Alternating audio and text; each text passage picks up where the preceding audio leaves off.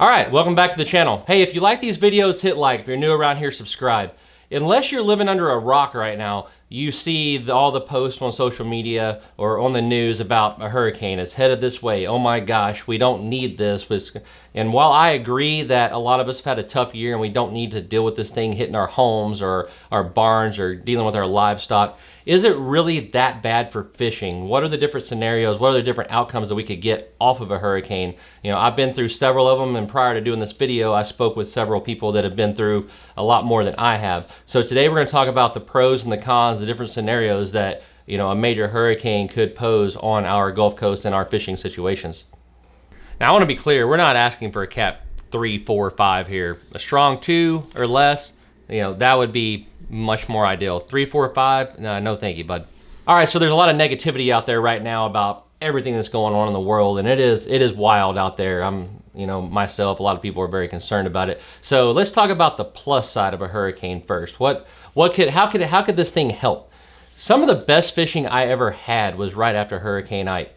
I parked down at the end of the Colorado River near the jetties, found a little you know, eddy that I could get in where the water wasn't just ripping my boat, threw an anchor out, and I caught a redfish almost every cast. And the only reason I didn't catch one every cast is this was a couple of days after the hurricane had passed and the water was absolutely ripping, and I would catch somebody's dock or lawn furniture, you know, every cast. I didn't catch a redfish, and I learned very quickly that I needed to use light lines so that I could break it off. Otherwise it just spooled me. There was nothing I could do about it. It was gone. It was out of there. So, but how can a hurricane help us?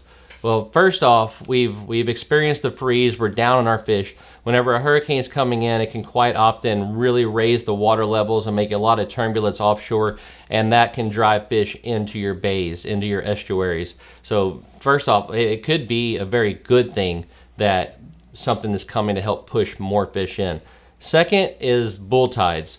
It doesn't really matter where the hurricane hits. While it's out in the Gulf, it's going to push a storm surge towards you in some way or the other. I was talking to Scott Knoll prior to making this video, and he was telling me when that hurricane hit Lake Charles last year that he had some of the best red fishing he had seen whenever the tides got really high. The water was way up in the grass, and they were way back in pockets and in marshes, and there were redfish all in the grass. He said you could just catch them just on demand. He said a little bit harder to land them because they would get all tangled up in the grass. But that tide comes way up, it's pushing water in that's got fresh oxygen, fresh bait, and those fish start moving back with it and really start doing their thing. So, I mean, there's a big plus there prior to a hurricane, or those big tides coming in. The other thing that I really like about it is we had what we called the Harvey batch. And the Harvey batch was a group of redfish that were all the exact same size because they had spawned during Harvey. We're getting close enough into September now that whenever the tides really start coming up and the tide really starts pushing in, well, that's going to trigger the redfish to spawn. So they're going to move to the passes, they're going to move to the cuts, and they're going to spawn. If you don't know this, redfish don't go back in the marsh and lay eggs and spawn like a bass does. Redfish your breeder redfish, most of them are offshore. They're going to go to passes, they're going to go to jetties, they're going to go places like that. They're going to release their eggs, they're going to, you know, boy redfish going to fertilize them or whatever he does. And those eggs are coming inland, right? So when we have this big push of water that's really pushing in, it's going to put those eggs on turbo and send them all across the bays, all back in the marshes, back in the grasses, and, you know, give you a really good hatch for that year. And that's why during the freeze we were really worried that freeze was going to kill what we called our Harvey fish. So another big plus is it gives the redfish a really good strong incoming tide to breed and send those eggs out there. Now, after the hurricane hits and it passes, it depends on where you're at on the coast, okay? So I'm in Matagorda, so if it hits south of me, you've got a rotation this way, right? So it's really gonna bring a storm surge on me, and it's just gonna flood the heck out of it.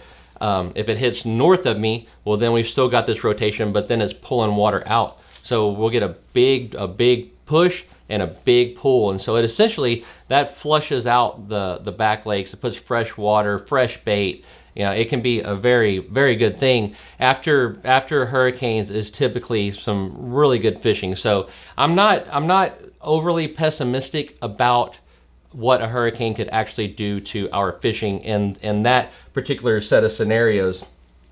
Another really good thing that can happen is you'll see new passes open up. After Harvey, there were new passes opened up and down the Gulf where, you know, those winds and those floodwaters had ripped stuff open, and in the same sense you can also see stuff get closed. But you're going to get new passes out of the deal quite often. Maybe back lakes that you couldn't get into before, they'll get opened back up. There's one back lake that people used to go to all the time, and then after Harvey it flooded and silted it closed, where it made it much tougher to get in there. So you're gonna maybe lose some fishing spots, but you're gonna gain some fishing spots too.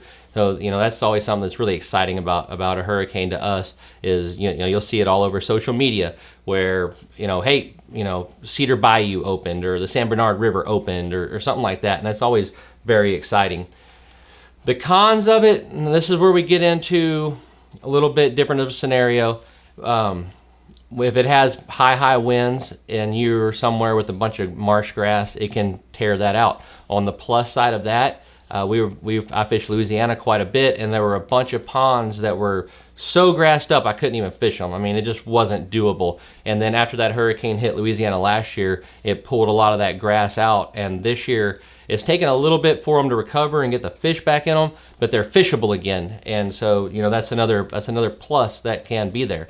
Now, obviously, we don't want a Harvey type situation where it floods and just wipes everything out with fresh water. You know, the Freeport area after Harvey, the San Bernard and the Brazos got up so big that they just washed lakes out, and those lakes still are not what they were pre-Harvey. So, you know, obviously we don't want the big floods, but a big storm surge and then a pull out can be a very positive, very good thing that we would like to see.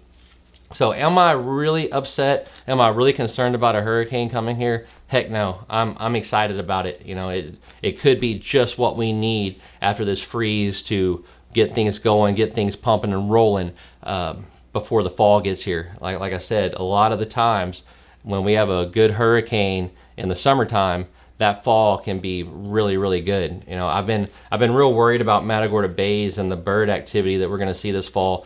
And are we going to see the amount of fish that we've seen over, heck, my lifetime out there? And these big floodwaters come in, they pull out, they're getting the shrimp and everything in the grass going. You know, hopefully they'll bring in some trout from offshore. It could be exactly what we need. This could be the answer to, you know, what we were dealing with this winter. So there it is, quick, simple, easy. Do you need to panic and worry about a hurricane? Probably not. I mean, there are scenarios where it couldn't be as good as other ones, but I'm not overly upset about it. Obviously, I don't want it to hit here and tear up a bunch of homes and all that kind of whatnot. But if it flushes our estuaries out, it could be very good. So hey, keep your head up, be positive. Maybe this hurricane's just what we need, if it even comes here, and we will catch you on the next one.